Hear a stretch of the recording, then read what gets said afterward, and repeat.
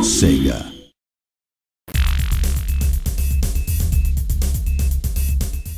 Today we're here at the Cologne Games Convention to announce Napoleon Total War, the latest in the Total War series, hot on the heels of Empire. This is literally the perfection of everything that we began with Empire, and hopefully this time around will be our greatest Total War to date.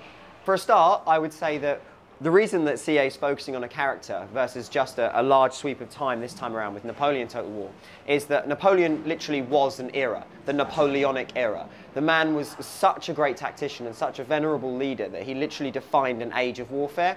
So coming hard on the heels of Empire and the concentration on the 18th century there, it made really good sense to focus on the advances and indeed the tactics and the battles of Napoleon.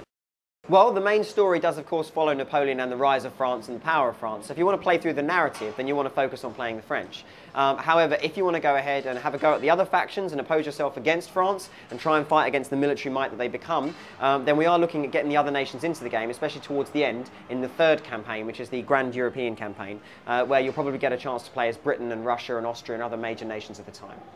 All of Napoleon's major engagements will be there as historical scenarios for you to play through from either side to see if you could have done better or indeed if you could have done worse than the other generals of the day.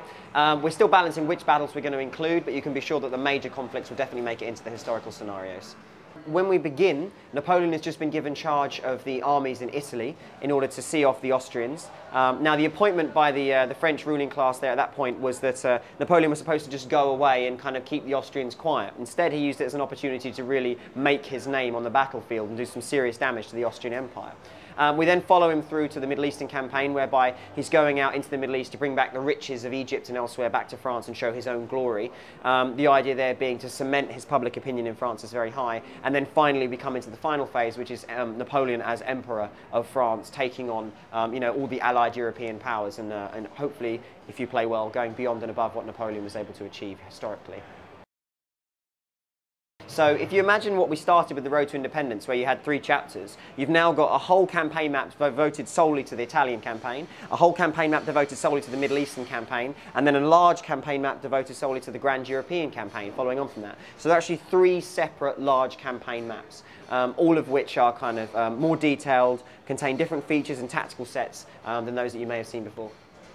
I am super excited about Napoleon Total War because Napoleon is going to be bigger, better, grander, more tactical and more strategic than Empire ever was, and I'm extremely proud of Empire, so to take it on a level with Napoleon is pretty fascinating.